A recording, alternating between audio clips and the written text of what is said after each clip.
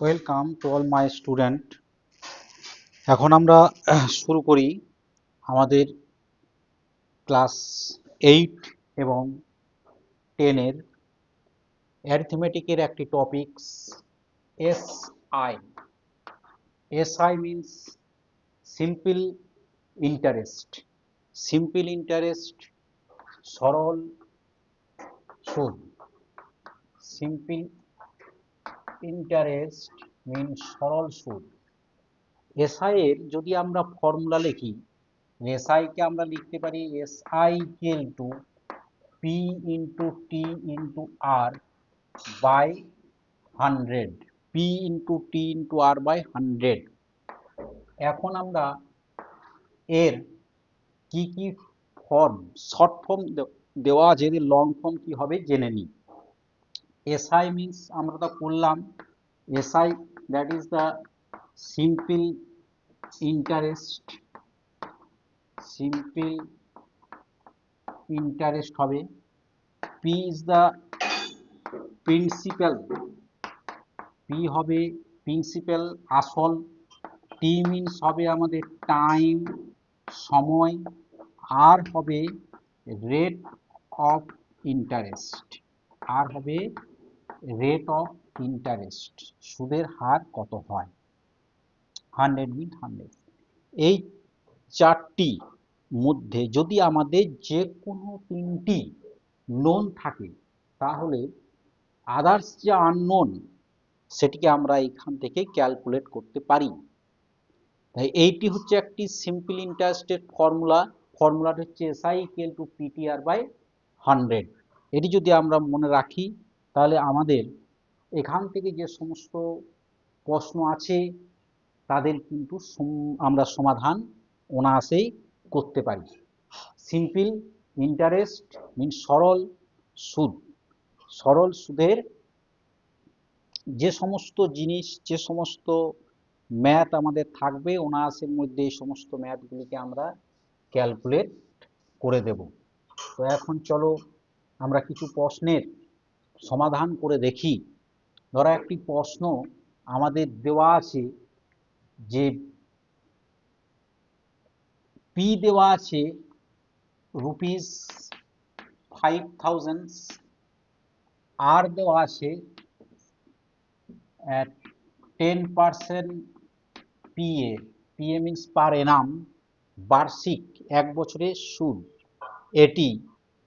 দেন find দেওয়া আছে, then find SI, simple interest কত। তাহলে এসআই কত হবে? এসআই কিন্তু আমরা জানি PTR by 100, that is P means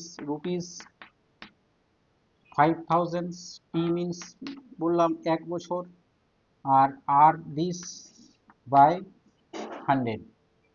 time T equal to আছে 1 years. Now 1010 cancel, that is কত হলো আমাদের 500। সো লিখে দিলাম SI equal two SI is ₹500। এভাবে আমরা বের করতে পারি এসআই।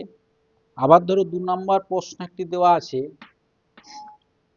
পি ইকুয়াল টু দেওয়া আছে 5250 রুপিস, আর ইকুয়াল টু দেওয়া আছে 5.25%, টি দেওয়া আছে 5 whole 2/5 years. Then find amount. SI দেওয়া নেই, অ্যামাউন্ট দেওয়া আছে, ফাইন্ড করো অ্যামাউন্ট কত। তাহলে আমরা সেক্ষেত্রে প্রথমে কি বের করব, দেখো উই হ্যাভ, আমরা জানি SI equal to PTR by 100, that is P equal to কত আছে দেখো 5250। টি মিন্স দেওয়া আছে 5 হোল 2/5, হোল ভেঙে নাও, দ্যাট ইজ 27/5 ইন্টু আর কত আছে দেখো 5.25, 525 এর একটি 100, 25 তুলে দাও, এর একটি 100 চলে আসবে। তাহলে আমরা যদি ক্যালকুলেট করি, 0 0 ক্যান্সেল আউট, 5 দিয়ে ক্যান্সেল করো, ইকুয়াল টু আসবে 105। একে আমরা কি করতে পারি, ইনটু করে দাও। তাহলে 5 to 5 into 27 into 105, 5 to 5 105 into করলাম 5,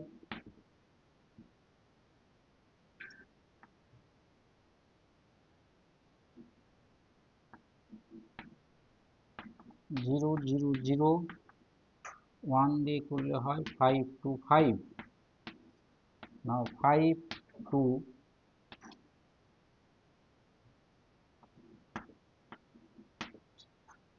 5 to 5 1 11, হাতে 1 ক্যারি অফ দিস। একে আবার আমরা ইনটু করবো কত, 27 দিয়ে। একে 27 দিয়ে ইনটু করো, 5 5 1 2 5, 27 ইনটু 5 7 35, 5 হলো 3,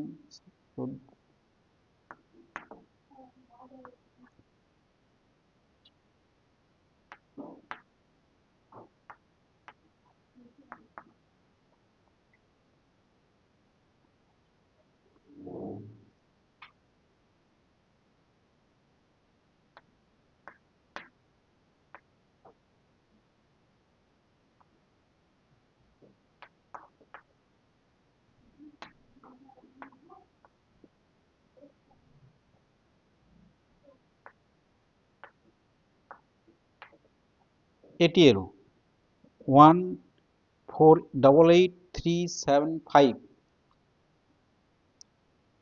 1488375 আপনার 1000, তিনটি উপর দশমিক ডেসিমাল বসিয়ে দাও, 1488.375, এটি আমাদের এসআই। দেয়ারফর অ্যামাউন্ট আমরা লিখতে পারি, অ্যামাউন্ট ইকুয়াল টু কি হবে, principal plus SI. That is principal equal to আমাদের ছিল 5250 প্লাস 1844375, দ্যাট ইজ রুপিস 375। 8 করতে 8, 8 আর 5 13, কিনা হাতে রইল 1, 5 আর 2 7, 6738.375। এভাবে আমরা কি বের করি না, অ্যামাউন্ট। না আরও আমরা দেখি কিছু প্রশ্নের সমাধান করে কিভাবে সমাধান করা যায়, কিভাবে এসআই থেকে অ্যামাউন্ট বের করা যায়। দেওয়া আছে 3 নম্বর প্রশ্ন, ধরো দেওয়া আছে একটি অ্যামাউন্ট আমরা কোনো ব্যাংকে রাখলাম, দেখা গেল যে আমাদের 6 ইয়ার পর ওই অ্যামাউন্টের ডবল আমরা ফেরত পেলাম। তাহলে find the rate of interest, find rate of interest, rate of interest find করো, ফাইন্ড রেট অফ ইন্টারেস্ট। কি করা হচ্ছে, যখন when p equal to sum of amount, ধরো x টাকা আমরা কোনো ব্যাংকে জমা রাখলাম, t equal to 6 ইয়ার পর আমরা এর ডবল পেলাম, তাহলে অ্যামাউন্ট হয়ে যাচ্ছে আমাদের amount equal to 2x। SI কত হয়ে যাবে, SI equal two amount minus principal, 2x minus x, that is rupees কত হবে, এক্স। তাহলে কি আমরা বের করছি না, বের করছি রেট অফ ইন্টারেস্ট আমরা বের করব। কি কি গিভেন আছে আমাদের কাছে, কিছু পরিমাণ টাকা আমরা কোনো একটি ব্যাংকে জমা রেখেছি, 6 বছর পর আমরা ওই টাকার ডবল পরিমাণ টাকা যদি ফেরত পাই, তখন আমাদের রেট অফ ইন্টারেস্ট কত। তাহলে আমরা ধরে নিলাম যে আমাদের প্রিন্সিপাল হচ্ছে এক্স টাকা, এটি লেট করেছি আমরা, T equal to 6 year, amount equal to 2x, double ফেরত পাচ্ছি আমরা, তাহলে 2x পাচ্ছি। এসআই কত পেলাম না, ছিল আমাদের x, পেলাম 2x, তাহলে a minus p, that is 2x minus x rupees x আমাদের এসআই হিসেবে পেলাম, সিম্পল ইন্টারেস্ট, সরল সুদ। তাহলে আমরা কি জানি উই হ্যাভ, আমরা জানি SI equal to PTR by 100. Now put this value x equal to x into this, t equal to 6, r equal to আমরা জানি না, that is x. x cancel out করো, that is 100 equal to 6r, or r equal to 100 by 6, that is 53, that is 16 whole 2 by 3, 16 whole 2 by 3. So rate of interest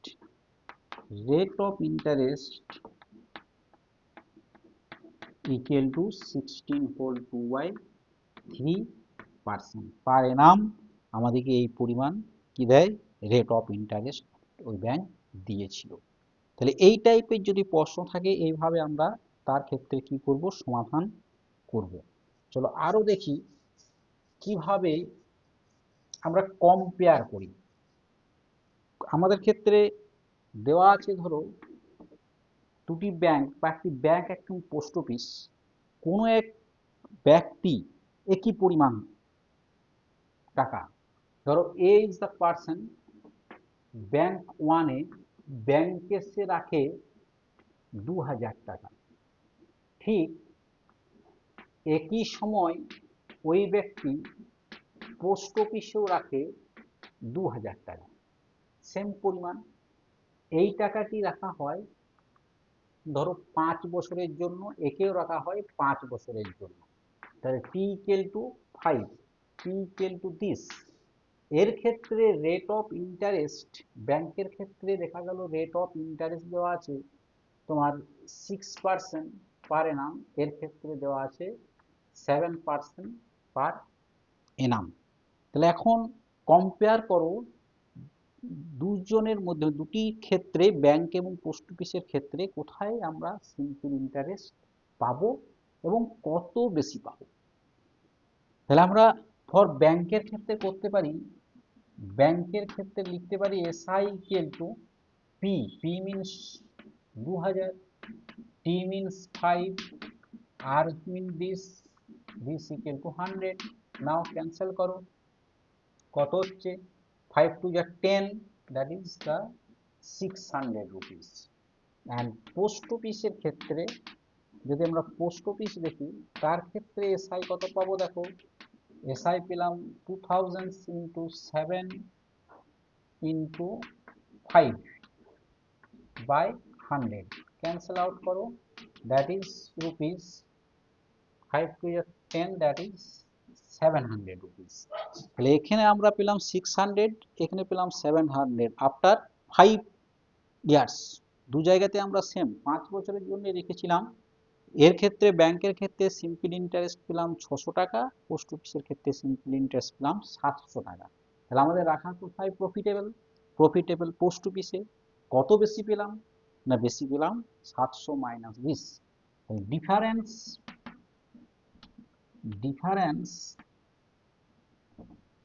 between SI difference rupees 700 minus 600, that is rupees 100. rupees 100 is more, আমরা আরো বেশি পেলাম কোথায় না, post অফিসের ক্ষেত্রে। তো post অফিসের ক্ষেত্রে ইনভেস্ট করা আমাদের ক্ষেত্রে কি হলো না, এই ক্ষেত্রে প্রফিটেবল হলো। তাহলে এইভাবে আমরা রাখতে পারি। আবার ধরো প্রশ্নের টাইপ দেখো, কত টাইপের প্রশ্ন এখান থেকে করা যায় বা কত কত টাইপের প্রশ্ন আসতে পারে। 5 নাম্বার প্রশ্নের ক্ষেত্রে আমরা করতে পারি, ধরো একটি কিছু পরিমাণ টাকা আমরা একটি ব্যাংকে ইনভেস্ট করা, ডিপোজিট করা হয়েছে। আমরা দেখতে পেলাম আফটার 4 ইয়ার্স বাদ আমরা যে ইন্টারেস্ট পাচ্ছি তা প্রিন্সিপালের 3/4 টাইমস, 3/4 টাইমস আমরা ইন্টারেস্ট পাচ্ছি। Find the rate of interest. তাহলে কি হচ্ছে না, আমরা যে ডিপোজিট করছি প্রিন্সিপাল আমাদের ক্ষেত্রে রাখলাম ধরো rupees x, let principal rupees x, আমরা যে পরিমাণ টাকা পেলাম তার সিম্পল ইন্টারেস্ট কি হচ্ছে না যে টাকা পেয়েছি তার 3/4 অংশ, part of 3/4 of x, SI equal to this. তাহলে কিছু পরিমাণ টাকা কোনো ব্যাংকে গচ্ছিত রাখায় 4 বছর পর আমরা ওই টাকার 3/4 অংশ সুদ হিসাবে ফেরত পাই।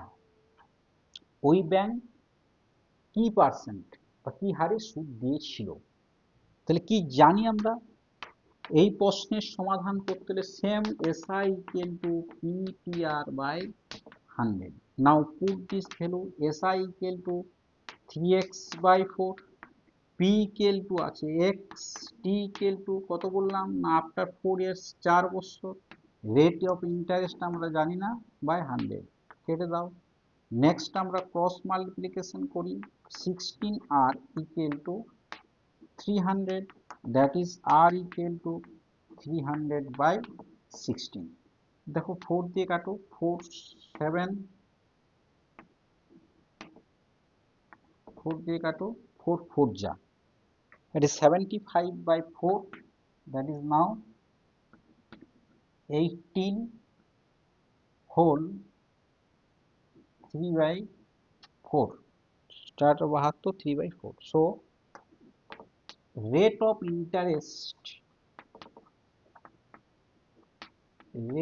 interest equal to 18 whole 3/4% per annum। এই হারে আমাদের কি করেছিল ওই ব্যাংক ইন্টারেস্ট দিয়েছিল। এই ধরনের প্রশ্নের ক্ষেত্রে এরকম হবে সমাধান। নেক্সট আমরা যদি প্রশ্ন করি, ধরো 6 নম্বর প্রশ্নের একটা এক্সাম্পল দেওয়া যাক, যে কিছু পরিমাণ টাকা কোনো ব্যাংকে রাখার পর সেক্ষেত্রে আমরা যে পরিমাণ ইন্টারেস্ট পেলাম তার সহিত যে আসল এর সমষ্টি 2/5 পার্ট। তাহলে find the rate of interest.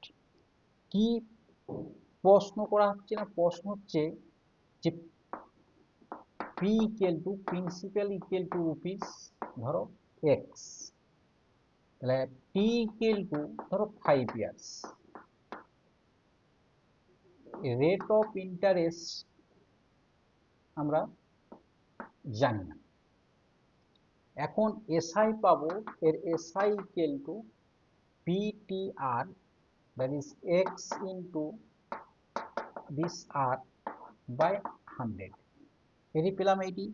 তাহলে P plus SI equal two